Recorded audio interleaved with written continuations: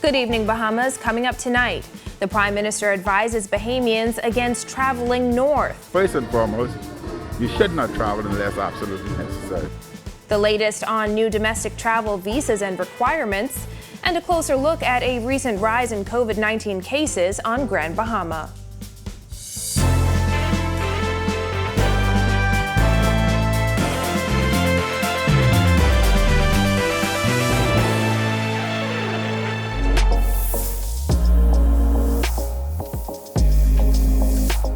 Our News is brought to you by Alive. Good evening, Bahamas. Welcome to Our News, and thanks for joining us. I'm Christina Dragovich. Topping news tonight, Prime Minister Dr. Hubert Minnis is slamming reports of large social gatherings as some Family Island communities see an increase in COVID-19 cases. Dr. Minnis is also warning Bahamians against unnecessary travel. Jared Higgs reports. Speaking to reporters on Monday morning, Dr. Minnis urged Bahamians who attended large gatherings over the weekend, especially on Family Islands, to self-isolate. He also strongly advised Bahamians against traveling to the United States and other northern countries. I'm very concerned with parties generally, especially what had occurred in Bimini. Video of a beach party reportedly in Bimini circulated on social media over the weekend. It's after 12. Bimini ain't on no curfew. Nassau on curfew is after 12 in Bimini. In it, dozens of party-goers can be seen without masks and not social distancing. It prompted police to release a statement saying that the person who held the party at Radio Beach Bimini and some of its attendees had been cited. You must assume that they are potentially infected, and I would advise them to go into self-quarantine. The Prime Minister also admonished Bahamians against traveling north. He says tourists weren't responsible for the second wave, and it was Bahamians traveling and returning home that caused the rapid spread of the virus. First and foremost, you should not travel unless absolutely necessary. Minnis added he has reports that Bahamians are moving around carefree in South Florida. They're visiting flea markets and other stores, and they're not wearing any mask because that is not a requirement there. With major resorts gearing up to open, the Prime Minister was adamant that thousands of jobs are on the line. They are jeopardizing not only the future of the Bahamas, but they're jeopardizing the future jobs of their own neighbors, sisters, etc. at Atlantis and others. Because if we experience great problems, then they themselves will be compromised and will have a second look. So you must think not of yourself, but think of your country and think of your future. Reporting for Our News, I'm Jared Higgs. Well, Prime Minister Minnis also giving an update on the domestic travel visa, which he says will undergo a trial process. After that, Dr. Minnis says the mandatory quarantine for travelers from New Providence to the Family Islands will be removed. I've been assured by the Minister of Tourism that the travel visa, domestic travel visa, is now ready, and we're going to do a test run on it. The mandatory 14-day quarantine for domestic travelers from New Providence did not end on November 8th as expected. However, travelers from the United States and United Kingdom, where there are rising COVID-19 cases, can enter the country without quarantining. Dr. Minnis says while the quarantine will soon be lifted domestically, passengers will be required to follow up with officials.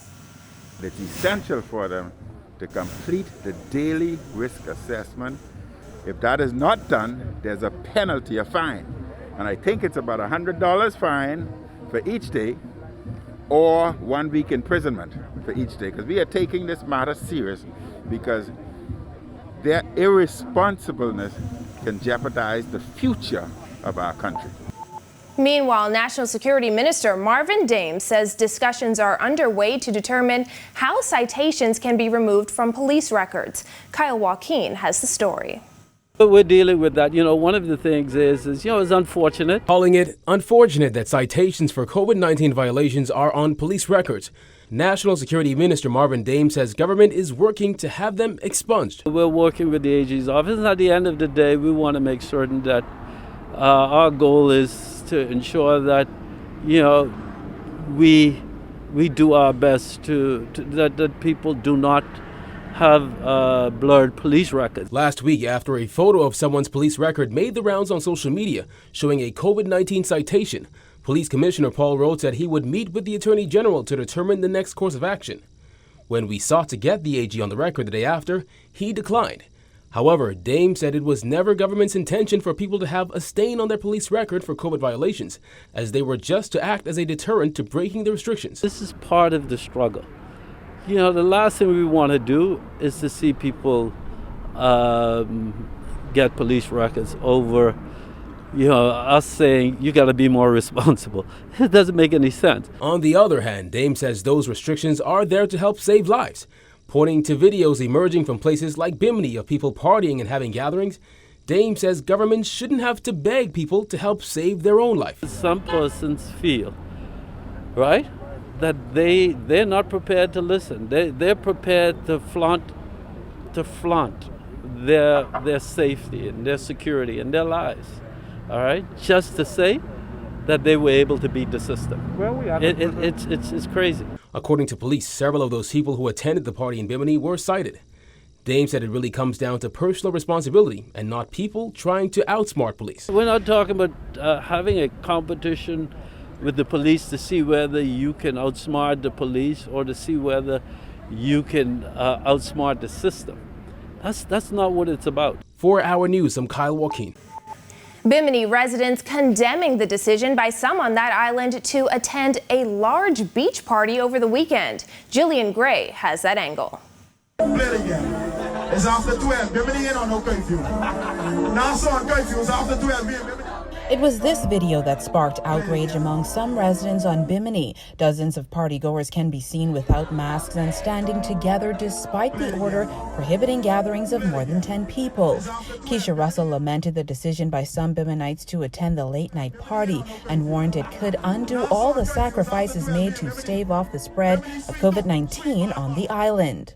Even if they felt the need to get out a bit because, Bimini is not on a curfew, I just think that the irresponsibility or the choice made in terms of not being socially distant and not wearing masks, it just puts us in a bad place. As the video made the rounds on social media, some residents blasted the partygoers, saying, "We are all tired, but if an event like this continues to happen, we are never going to get out of this mess." Another said, "Stop having parties and conventions and large gatherings. I am tired of being locked down. Stop the madness and be responsible."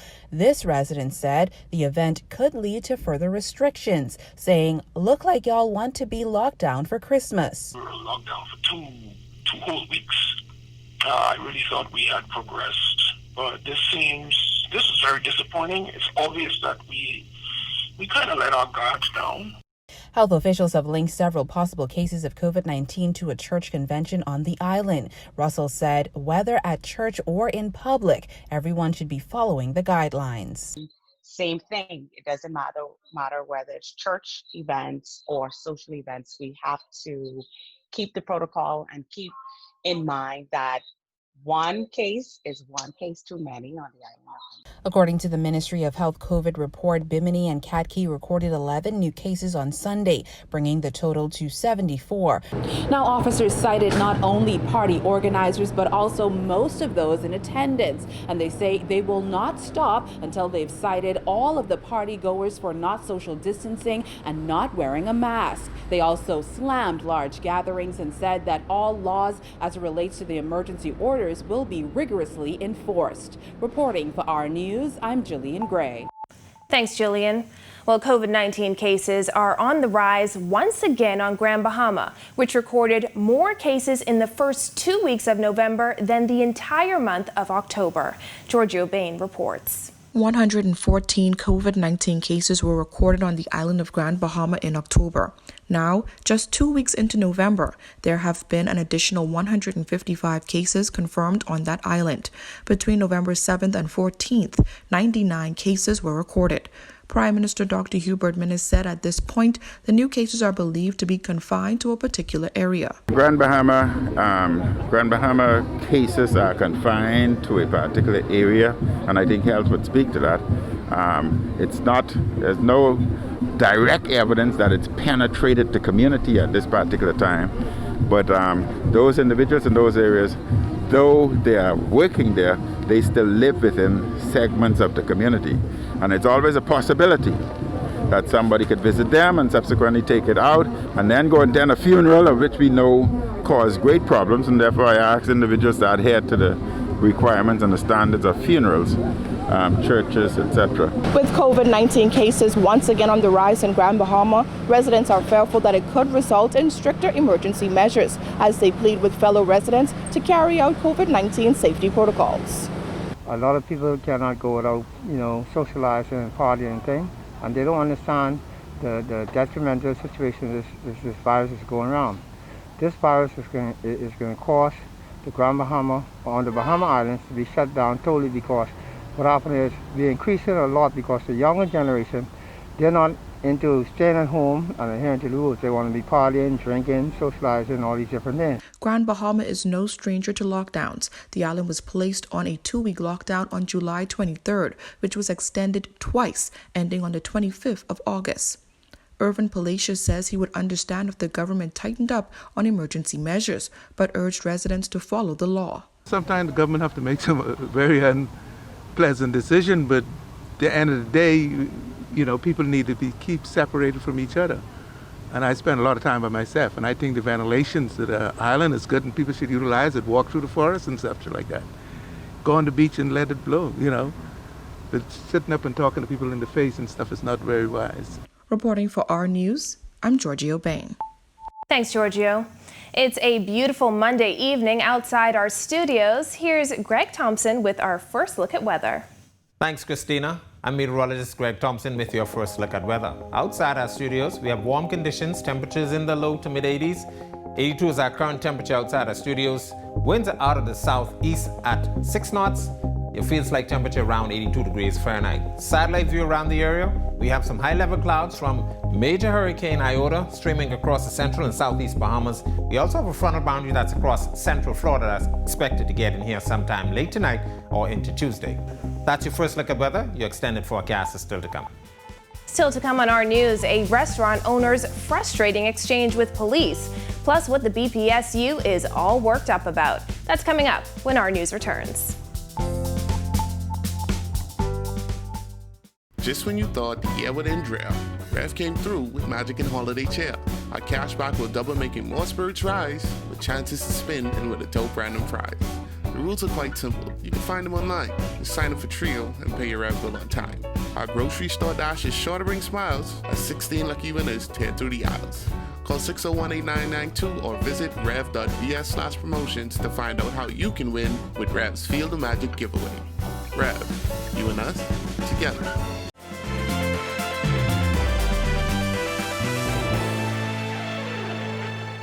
This is Our News. Welcome back. A restaurant owner is frustrated after being closed by police on Sunday, despite emergency orders which give permission for restaurants to open for curbside and takeaway services on weekends. Jared Higgs tells us more.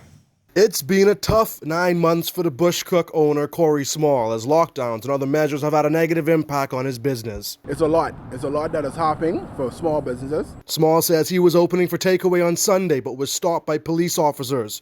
He says they were nice, but they also didn't seem sure about the law. We were told that we had to shut down operations due to the fact that we was not supposed to be open, according to police officers. Small says he had already taken pre-orders and was certain he had permission to operate. According to the latest emergency orders, takeaways can open until 4 p.m. on Sundays. We even were referred to the PM page that says takeaways and drive-thrus. Amid reports that restaurants were being closed, police released a statement saying, "We have no reports of restaurants being closed by the police, nor have any instructions being given by the duty officer to do so." Patrolling officers have been briefed concerning the protocol of the present emergency order. Restaurants are allowed to be open for curbside services and outdoor dining in some instances. Sometimes the law itself, lawyers don't understand the law. So imagine regular civilians who are trying to understand what they're saying. But Small says it's the constant changing of the rules that's tough for him. He thinks police need a contact person when they aren't sure how to interpret the emergency orders. The consequences yesterday? Well, we lost stock, of course. Still had to pay for the man hours that already put in. We had to shut down early. It was a distaste to our customers. Reporting for Our News, I am Jared Higgs. In other news, leadership at the Bahamas Public Service Union says its members at the Airport Authority are owed money. Bethany McDermott reports. Employees of the airport authority say they're fed up and are calling on government to pay them what's owed to them from as far back as 2016. The firemen that you see standing behind us, they have been owed some hardship allowance from Hurricane Matthew, which would have been there about 2016. And so we're concerned today that the government is picking and choosing those areas where the monies are going to be spent. These persons are not asking for anything. Every government department for a couple months ago would have received some $1,400. These persons would have received nothing. Additionally, Ferguson said employees haven't had a pay increase in 6 years, and some employees on the Family Islands are being paid less than their counterparts on New Providence. The BPSU president said they have reached out to the Prime Minister, but the matter has yet to be resolved. We are wondering whether or not the Department of Labor has any teeth to enforce these particular things. We are concerned as to whether or not the Prime Minister, the leader of this nation, will sit idly by and allow these individuals to be disadvantaged. According to Ferguson, the union has a strike certificate in its possession. However, he said there are other methods to getting their concerns addressed. Now, while Ferguson did not confirm the union's intention to take a strike, one union member we spoke to today said if that decision is made, he is ready. Most definitely. Most definitely. Why not? Honestly and truly, what have I got to lose? During the union's press conference, management from the airport authority looked on taking videos and pictures, but declined to respond to the union. Efforts to reach airport authority general manager Milo Butler III were unsuccessful up to news time. Reporting for Our News, I'm Berthany McDermott. Still to come on Our News, inside the newly opened Southern Recreation Grounds. The details when Our News returns.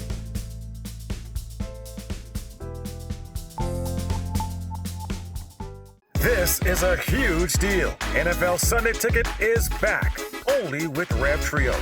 All day football, all day Sunday. Enjoy all the benefits of Trio with a huge extra. Never miss a game with NFL Sunday Ticket, included in your Rev Trio bundle. All you have to do is opt in. TV, phone, and internet starting at just $99. Call 601-8992 to sign up now. Visit www.rev.bs/promotions for details.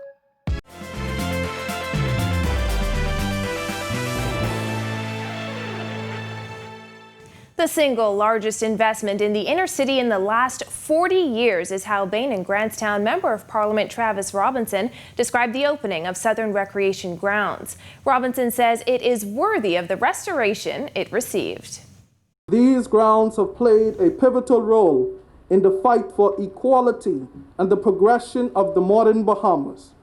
Indeed, perhaps I am able to stand before you today because of the debate and the upward movement of freedom, justice, and equality that these grounds have allowed to happen. Prime Minister Dr. Hubert Minnis recalling his upbringing in the area. Just like Travis, we did not have amenities nor facilities to study within our own home environment. And on many occasions, we spent evenings here at the library facility here on these grounds.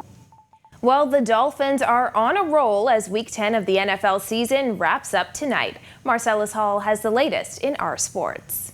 Welcome back to sports, everybody. I'm Marcellus Hall. Tell you what, don't mind the background. This is what happens when your graphics artist happens to be a Dolphin, and they've won a couple of games in a row. Say what you will, they are certainly playing extremely well. Look as if they may be a playoff hopeful team, although some people, Dolphins fans mostly, are saying they're already on their way to the Super Bowl. Speaking of football, let's take a look because Monday Night Football is upon us once again as the Week 10 season continues to wrap up. We have that right now, taking a look at what's ahead. Meanwhile, the NFL set to wrap up Week 10 tonight with another Monday Night Football contest.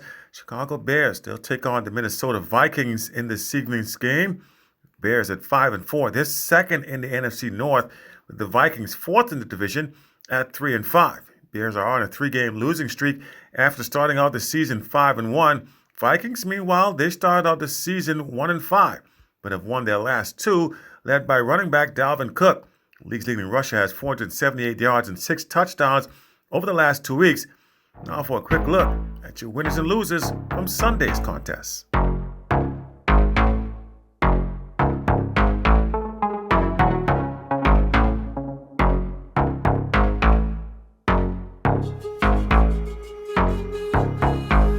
So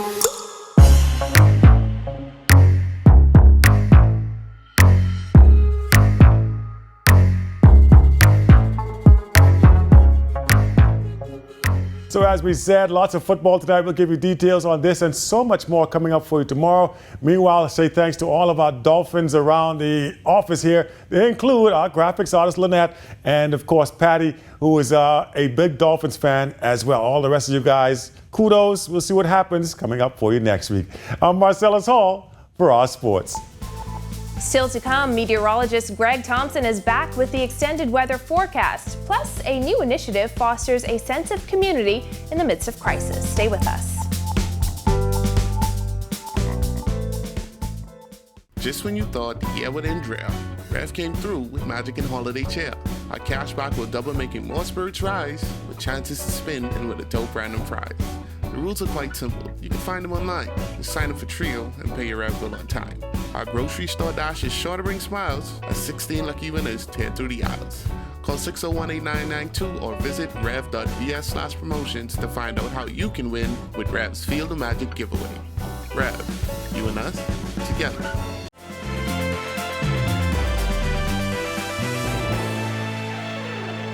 Welcome back to Our News. It's a beautiful start to the week here in Nassau. Greg, what can we expect over the next few days? Thanks again, Christina. In our second look at weather, we take a look at our satellite view around the area. We have major Hurricane Iota now approaching Central America, packing winds of 160 miles per hour, making a Category 5 storm. We expect that system to move into Central America overnight. Meanwhile, we have a frontal boundary near Central Florida that's expected to get into the Northwest Bahamas. Very strong winds expected behind the system through the remainder of the week. Your boating forecast for the Northwest Bahamas tonight through tomorrow. Your winds will be out of the northeast 15 to 20 knots. A small craft caution posted for you guys. While in the central and southeastern islands, those winds will be out of the east to southeast 15 to 20 knots. Seas running 4 to 6 feet over the ocean. Here's a look now at your national forecast.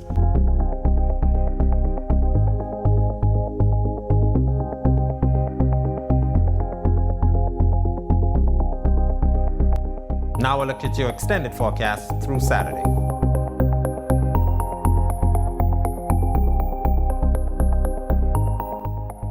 That's a look at our weather. Make it a great night, everyone. Thanks, Greg. Well, in the midst of crisis, the National Neighborhood Watch Council is hoping to foster a feeling of community and safety. Launching We Are One today at the Edmund Moxie Community Center, Prime Minister Dr. Hubert Minnis says the council has grown from 11 neighborhood watch groups in 2018 to more than 120. Within the council, members focus on personal safety and property protection. They also stay ahead of emerging crime trends and are committed to community engagement and the promotion of enhanced quality of life and social well-being. Officials thanked members of each community for their hard work. Well, thank you for joining us for Our News tonight. On behalf of the entire team, I'm Christina Dragovich. We'll see you right back here tomorrow night. Have a beautiful evening, Bahamas.